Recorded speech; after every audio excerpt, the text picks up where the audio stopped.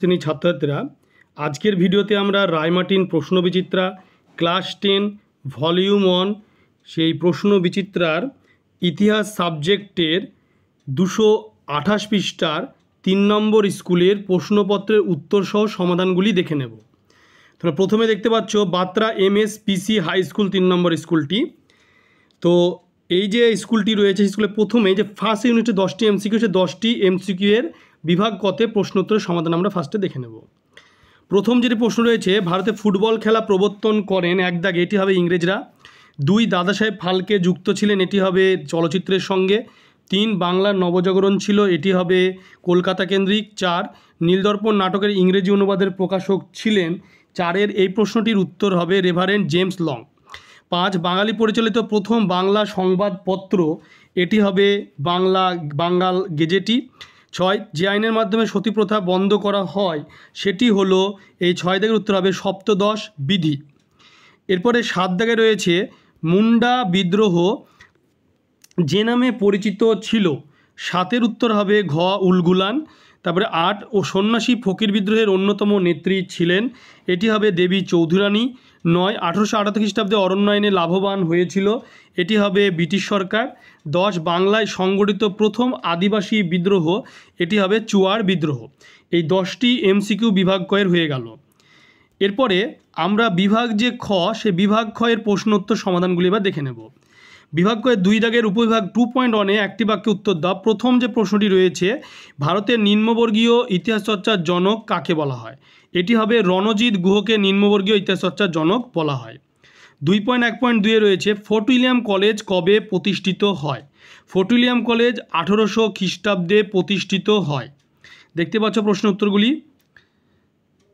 এরপরে বিভাগ ক্ষয়ের যে 2.2 ঠিক বা ভুল নির্ণয় করো, শ্রীরামকৃষ্ণ রামকৃষ্ণ মিশন প্রতিষ্ঠা করেন। 2.2.1-এর উত্তর হবে, এটি হবে মিথ্যা। 2.2.1-এর উত্তর হবে মিথ্যা। এরপরে রয়েছে 2.2 ফরাজি একটি প্রাচীন উপজাতির নাম। 2.2 উত্তর হবে, এটি হবে মিথ্যা। এরপরে রয়েছে যে উপবিভাগ 2.3 নিম্নলিখিত বিবৃতিগুলির সঙ্গে সঠিক ব্যাখ্যাটি নির্বাচন করো। 2.3.1-এর বিবৃতি হলো আত্মজীবনী ও স্মৃতিকথা হলো এক ধরনের সাহিত্য। এবার কোন ব্যাখ্যাটি সঠিক, উত্তর হবে যেখানে লেখক তার ব্যাখ্যা যেখানে লেখক তার জীবনের নানা ঘটনার বিবরণ গ্রন্থের মাধ্যমে তুলে ধরেন। এবার 2.3.2 বিবৃতি হচ্ছে ঔপনিবেশিক সরকার উপজাতিদের জন্য দক্ষিণ পশ্চিম সীমান্ত এজেন্সি নামে একটি পৃথক অঞ্চল গঠন করে। এখানে 3টে ব্যাখ্যা আছে, ব্যাখ্যার উত্তরটি হবে, ব্যাখ্যা হচ্ছে 2, এটি গঠিত হয়েছিল কোল বিদ্রোহের পর।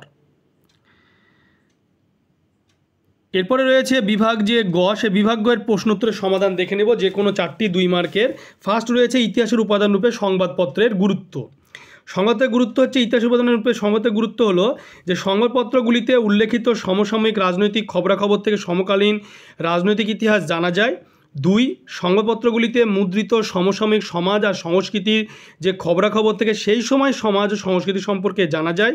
3 সংবাদপত্রে মুদ্রিত সমকালীন সরকার ও রাষ্ট্র পরিচালনার বিভিন্ন খবর থেকে সেই সময় রাষ্ট্র ইতিহাস জানা যায়। 4 জনগণের অসন্তোষ ক্ষোভ বিদ্রোহ প্রভৃতি বিষয়ে সংবাদপত্র থেকেই জানা যায়। 5 কোনো ঘটনা সম্পর্কে জনমত কোন দিকে, তাও সেটা সংবাদ থেকে জানা যায়। এই হলো সংবাদপত্রের গুরুত্ব। এরপরে নেক্সট যে প্রশ্ন রয়েছে 3.2 দাগে, সেটি হলো 3.2 দাগে যে প্রশ্নটি রয়েছে, সেই প্রশ্নটি আমরা দেখে নেব এবার, যে বাংলায় নারী শিক্ষা প্রসারে রাজা রাধাকান্ত দেবের ভূমিকা উল্লেখ করো। এই রাজা রাধাকান্ত দেবের যে ভূমিকা, সেটি হচ্ছে 3.2-এ, যে সক্রিয়ভাবে যুক্ত ছিলেন ভারতে পাশ্চাত্য শিক্ষার বিস্তারে, Hindu college school book society প্রতিষ্ঠার অন্যতম উদ্যোগে রাজা রাধাকান্ত দেব নারী শিক্ষার বিস্তারের ক্ষেত্রে অত্যন্ত গুরুত্বপূর্ণ ভূমিকা নিয়েছিলেন। বেথুন স্কুল, তারপরে ডাপ স্কুল গঠন, নারীদের পাশ্চাত্য শিক্ষায় শিক্ষিত করে তোলার জন্য অনুপ্রাণিত করতে বিভিন্ন সভা আয়োজনে রাধাকান্ত দেব বিশেষ ভূমিকা নিয়েছিলেন। এই হলো রাজা রাধাকান্ত দেবের উত্তরটি হবে এটি। এরপরে নেক্সট যে প্রশ্ন রয়েছে, সেটি হলো 3.3 দাগে, যে স্কুল বুক সোসাইটি কেন প্রতিষ্ঠিত হয়। এটি হচ্ছে স্কুল বুক সোসাইটি কেন প্রতিষ্ঠিত হয়, যে প্রখ্যাত শিক্ষাবিদ ডেভিড হেয়ার 1817 সালে ক্যালকাটাতে স্কুল বুক সোসাইটি প্রতিষ্ঠা করেন। এর উদ্দেশ্যটা কি, বিদ্যালয়ে ছাত্রদের উপযোগী ইংরেজি আর ভারতীয় ভাষায় উপযুক্ত পাঠ্যপুস্তকটা প্রণয়ন, প্রকাশ আর স্বল্প মূল্যে বা বিনামূল্যে বিতরণ করা। এটাই ছিল স্কুল বুক সোসাইটির উদ্দেশ্য বা প্রতিষ্ঠিত হওয়ার কারণ। এরপরে নেক্সট যে প্রশ্ন রয়েছে সেটি হলো 3.4 দাগে, ফরাজি আন্দোলন কি ধর্মীয় পুনর্জাগরণ আন্দোলন? এই প্রশ্নটির উত্তর হবে যে বাংলায় ইসলামের শুদ্ধিকরণের উদ্দেশ্য নিয়ে শুরু হওয়া ফরাজি আন্দোলন মুসলিমদের যে সর্বাধিক অংশগ্রহণ লক্ষ্য করা গিয়েছিল, তাইকে মুসলিমদের ধর্মীয় পুনর্জাগরণের আন্দোলন বলে উল্লেখ করা যেতে পারে। তবে আন্দোলনে জমিদার, নীলকর, ইংরেজ এদের বিরোধিতার বিষয়টি আন্দোলনের রাজনৈতিক রূপটিকেও কিন্তু স্পষ্ট করে তোলে। 3.4 দাগের উত্তর এটি।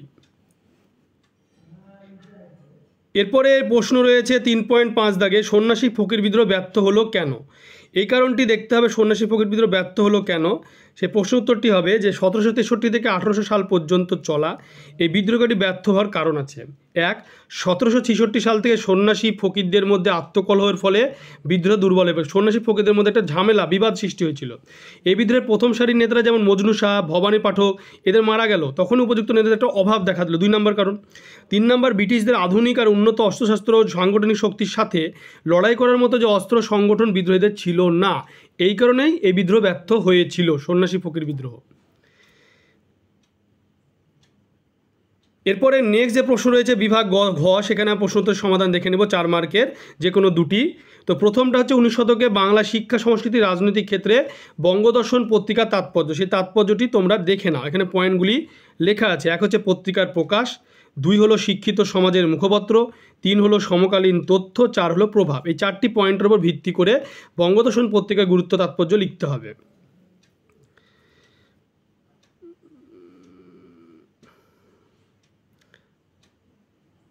এরপরে রয়েছে 4.2 দাগে যে হুডের নির্দেশনামাকে এদেশের শিক্ষা বিস্তারের মহাসনদ বলা হয় কেন? সেই প্রশ্নের উত্তরটি এবার দেখে নাও।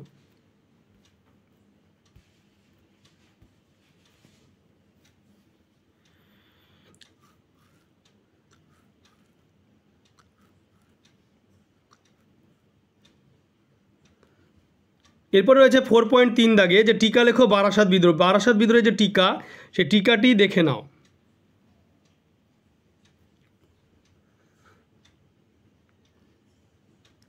তোমরা ভিডিওটি বেশি করে শেয়ার করবে, চ্যানেলটিকে অবশ্যই সাবস্ক্রাইব করে পাশে থাকা বেল আইকনটা প্রেস করবে, যাতে পরবর্তী ভিডিওর নোটিফিকেশান তোমাদের কাছে পৌঁছে যায়।